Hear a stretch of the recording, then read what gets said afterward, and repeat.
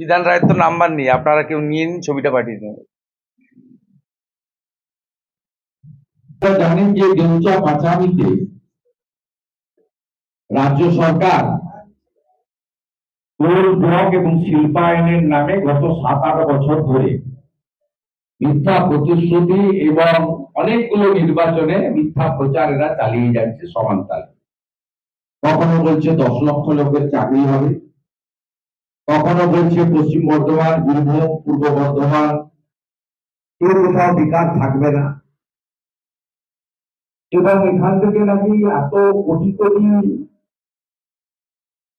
আপনার metric ton কয়লা উত্তোলন হবে, যা দিয়ে গোটা পশ্চিমবঙ্গ নাকি একবারে স্থানীয় অধিবাসীদের সঙ্গে মিটিং করেছি এবং তাদেরকে আমরা বলেছি যে তোমাদের সঙ্গে মমতা বন্দ্যোপাধ্যায় ও তার সরকার প্রতারণা করে।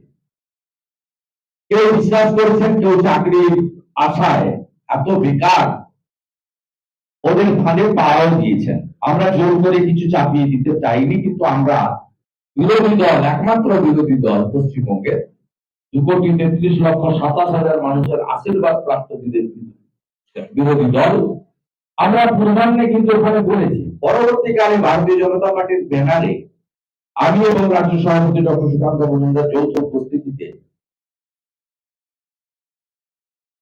করেছি এবং সভাগুলি আমরা বলেছি যে জল, জমি, জঙ্গল মূলত আমাদের আদিবাসী সমাজ, যাদেরকে আমরা ভগবানের চোখে দেখি।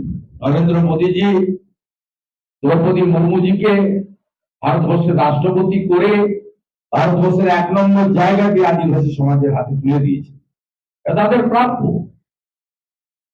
ভারতীয় জনতা পার্টি গত 1 বছরে যতগুলো রাজ্য সরকারে এসেছে, 2টো রাজ্যে আদিবাসী সমাজের মুখ্যমন্ত্রী হয়েছে, ওড়িশার মোহন মাঝি এবং ছত্তিশগড়ে বিষ্ণুদেব সাই। সামাজিকভাবে আমরা সেদিন তাদেরকে বুঝিয়েছি চাকরিতে কি ধরনের দুর্নীতি হয়েছে। আমিনুল ইসলাম বলে একজন রাজ্যসভার সদস্য আছেন, তিনি এখানে দায়িত্বে আছেন, এখন আমার এলাকায় বসে আছেন। তিনি 26 জনকে চাকরি দিয়েছেন যাদের জমি নেই, তাতে তার আত্মীয় স্বজনরাও আছে। আমি নামগুলো পড়ে দিচ্ছি। শাহিন রেজা, মারগ্রাম, বীরভূম, এই ভাদার, উনি ডিস্ট্রিক্ট কমিটি মেম্বার।